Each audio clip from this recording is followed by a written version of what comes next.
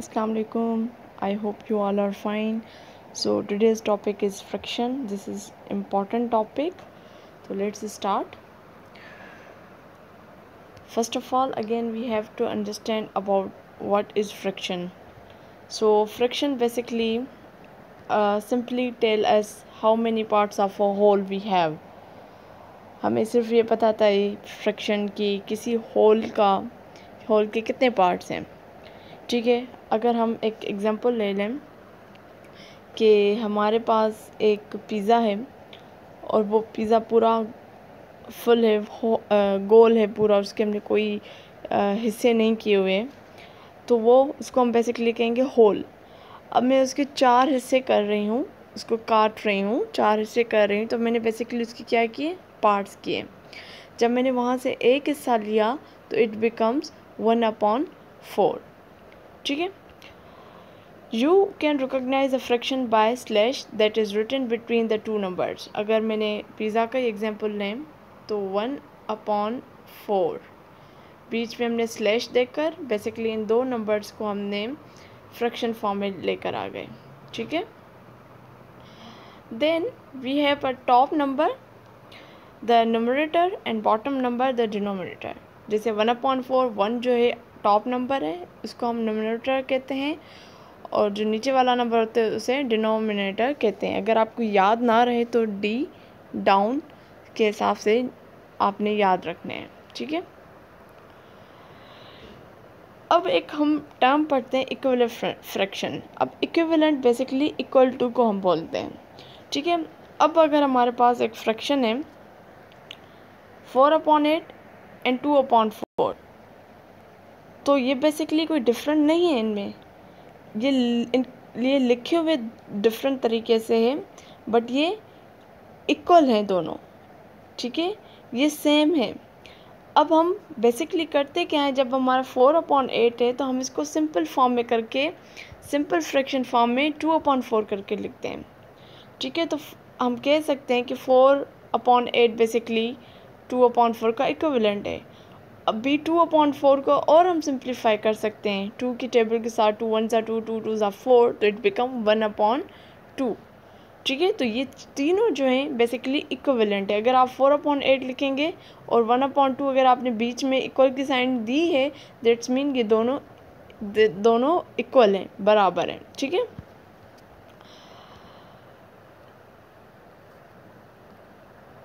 Next is types of fraction. So there are 3 type of fraction. One is proper fraction, in which numerator is less than the denominator. जो numerator होता है, जो top value होती है, वो basically छोटी होती है डाउन वैल्यू के साथ. ठीक है, डिनोमिनेटर के साथ. जैसे 1/3. अब यहीं देखें, जो टॉप की वैल्यू है वो बेसिकली छोटी है. ठीक है, डिनोमिनेटर के साथ. इसी तरीके से 3/4 2/4, तो इसको हम कहते हैं proper fraction. Second is improper fraction. ये बेसिकली इसमें क्या होता है कि जो न्यूमरेटर होता है is greater than the denominator. ये बेसिकली उल्टा होता है प्रॉपर फ्रैक्शन का. उसमें प्रॉपर में टॉप वैल्यू छोटी होती है, इसमें इम्प्रॉपर फ्रैक्शन में टॉप वैल्यू बेसिकली बड़ी होती है. Third is mix fraction. ठीक है, इसमें क्या हो जाता है, एक होल नंबर आ जाता है और प्रॉपर फ्रैक्शन आ जाती है. जैसे 1 होल 1/3. अब 1 होल मतलब एक पूरा पिज़्ज़ा, और दूसरे का हमने कोई 3 हिस्से किए हुए हैं पिज़्ज़ा के, और एक हिस्सा हमने लिया हुआ है. ठीक है, इसकी मैं अगर थोड़ा सा एक्सप्लेन कर दूं मिक्स्ड फ्रैक्शन को, तो ये बेसिकली ये पूरा 1. ठीक है, ये पूरा इसका हमने किया हुआ है. ठीक है, इसके पूरा हमने लिया है पिज़्ज़ा. ठीक है, इसके भी चलो हम बेसिकली 3 हमने इसे कर लिए. वैसे ये इक्वल होते हैं, हम यहाँ पे समझते हैं इक्वल है. और 1/3 मतलब एक और पिज़्ज़ा है, उसके हमने 3 हिस्से किए. ठीक है, और उसका हमने एक हिस्सा लिया. ये कंसीडर कीजिएगा तीनों इक्वली पार्ट्स हमने किए हैं. ये बहुत इंपॉर्टेंट बात होती है फ्रैक्शन में. तो ये एक हिस्सा और ये पूरा पिज़्ज़ा हमने लिया, तब जाकर 1 होल 1/3 बनाए. ठीक है.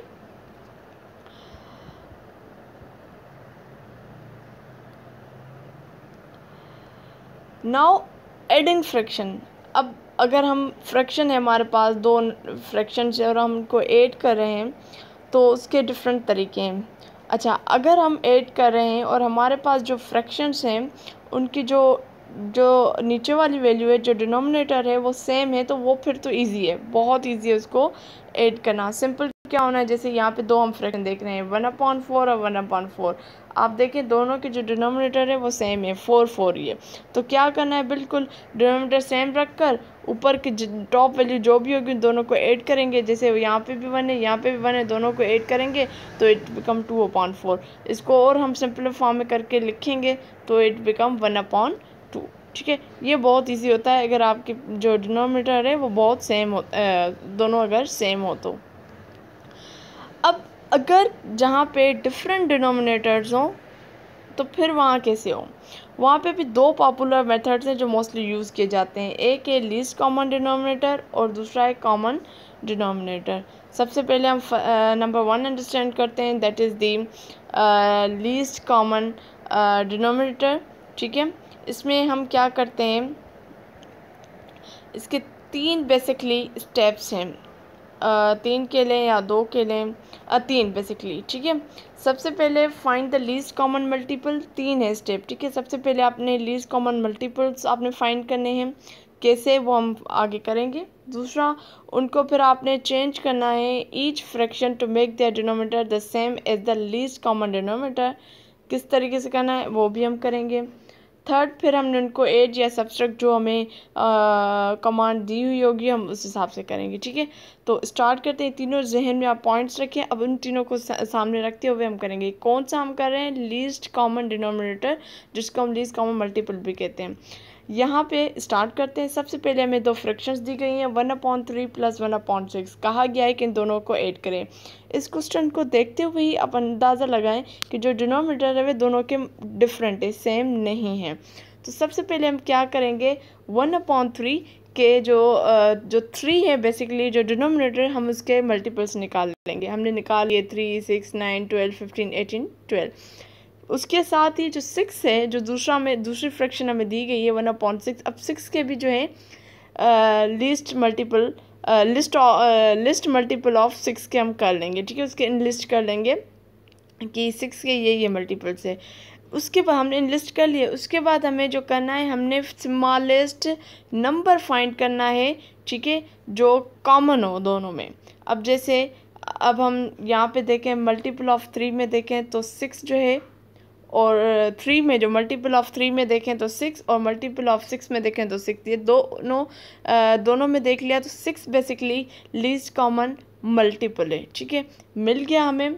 अब हम आ जाते हैं, दोबारा मैंने वही पिक्चर रख दिए ताकि हम क्वेश्चन सामने हमारे पास हो। तो अब हम क्या करेंगे, 1/3 जो हमारे पास है उसको बेसिकली मल्टीप्लाई कर लेंगे दोनों के। ठीक है, किस तरीके से, 1 को भी 2 के साथ कर लेंगे ताकि हमारे पास वो जो 6 है वो बन जाए। ठीक है, ठीक, इसका क्या आ जाएगा हमारे पास, it become 2/6। We have already this. ठीक है, ये हमने किसका बना लिया, ये हमने 1/3 का इक्विवेलेंट फ्रैक्शन बना लिया, दैट इज द 2/6। ठीक, अब हम आ जाते हैं जो हमारी दूसरी वैल्यू है, दैट इज़ दी 1/6। तो बेसिकली 1/6 के साथ हम अब कोई छेड़छाड़ नहीं करेंगे, बिकॉज हमने पहले वाले का जो है डिनोमिनेटर 6 बना लिया, दूसरे का ऑलरेडी 6 बना हुआ है, तो इसमें कुछ ऐड या मल्टीप्लाई करने की ज़रूरत हमें नहीं है, क्योंकि अब हमारे पास जो डिनोमिनेटर आगे दोनों के सेम है।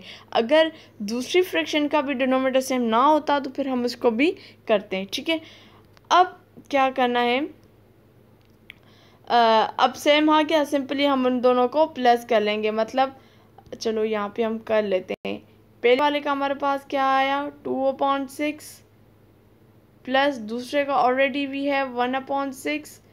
अब हम इन दोनों को कर लेंगे, 2 is 3 और इट बिकम्स 6।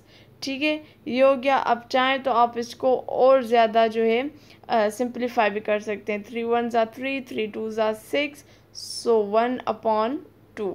ठीक है, ये इसका बेसिकली हमारे पास आंसर आ गया। हम एक और क्वेश्चन देखते हैं। यहाँ पे क्वेश्चन है 3/8 plus 5/12।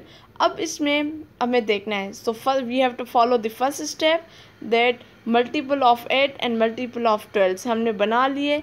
Then least common multiple भी हमने निकाल लिया, दैट इज़ द 24। अब हम देखेंगे, अब हम रखेंगे 3/8 की वैल्यू। 8 को बिकम हमने 24 बनाना है, तो 8 की टेबल में कब 24 आता है, जब हम 8 को मल्टीप्लाई करते हैं 3 के साथ। तो 8 को हमने मल्टीप्लाई किया 3 के साथ, और 3 को बेसिकली जितना आप नीचे मल्टीप्लाई करोगे डिनोमिनेटर को, उतना ही अपने नोमिनेटर को भी करना है। जाहिर सी बात, जितना आप नीचे हम वैल्यू बढ़ा रहे हैं तो ऊपर भी होगी। तो इट नाउ 3/8 बिकम 9/24। दूसरी वैल्यू ले लेते हैं, जो दूसरा फ्रैक्शन था 5/12। अब 12 को बेसिकली हमें 24 बनाना है, तो 12 2 टाइम जब आप बढ़ेंगे तो इट बिकम 24। अगेन हमने 5 को 2 के साथ मल्टीप्लाई किया, 12 को 2 के साथ कर दिया, it become 12/24। Now what we have to do, now we have to add both fractions. Now 2/24 and 10/24। 24 अब डिनोमिनेटर सेम हो गया, 9 को 10 के साथ कर लेंगे तो 19/24। ये हमारे पास सिंपल आंसर आ गया। अब हम आ जाते हैं जो कंपेयरिंग फ्रैक्शन। अगर हमें कहा जाए कि आप कंपेयर करें फ्रैक्शन को, तो कैसे करेंगे। जैसे अगर बहुत सारे क्वेश्चंस आते हैं, फ्रैक्शन लिखी हुई है, 2 डिफरेंट फ्रैक्शंस लिखी हुई है, और हमें से पूछा जाए कि जी आप बताएं कि इनमें से बिगेस्ट कौन सी है और स्मॉलर वैल्यू कौन सी है, तो वहाँ पे थोड़ा सा कंफ्यूज हो जाते हैं। तो अगर हम कंपेयर करें फ्रैक्शन को, तो उसको समझ करने के लिए 2 वेज हैं। एक है डेसिमल और दूसरा है डिनोमिनेटर। ठीक है, डिनोमिनेटर के सबसे पहले डेसिमल मेथड को देख लेते हैं। जैसे हमें यहाँ कहा गया है कि विच इज़ बिगर 3/8 और 5/12।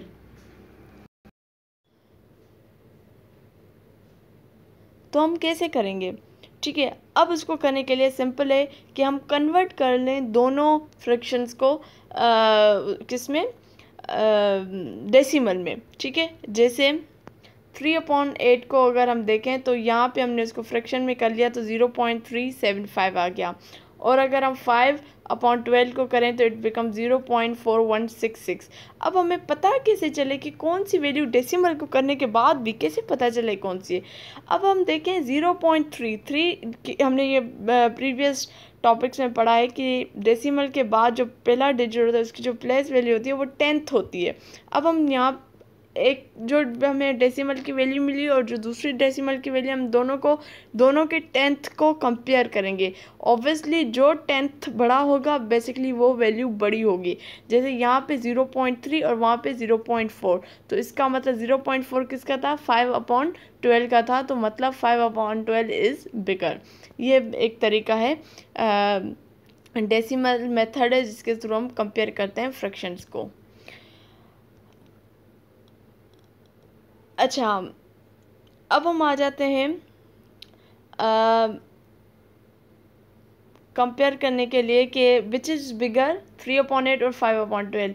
ये वही मेथड है जिसके थ्रू हम जो हमने लीस्ट कॉमन डिनोमिनेटर या मल्टीपल्स किया था उसी हिसाब से हम ये करेंगे। कैसे, 3/8 और 8 और 12 के मल्टीपल्स निकाल लिए, पता चल गया 24 करते गए, और हमें और इसका आ गया 9/24 और 10/24। ऊपर वाला हम देखेंगे तो ऑब्वियसली 10/24, 10 जो है बड़ी वैल्यू है, तो हमें पता चल गया कि जो है इसका बिगर कौन सा है, 5/12। ठीक है, ये थी आज की हमारी वीडियो। उम्मीद है कि आपको पसंद आई होगी। प्लीज़ कमेंट ज़रूर कीजिए और हमारे चैनल को सब्सक्राइब कीजिए, बेल आइकन को ज़रूर क्लिक कीजिए ताकि आपको टाइमली नोटिफिकेशंस मिलते रहें। अल्लाह हाफिज़।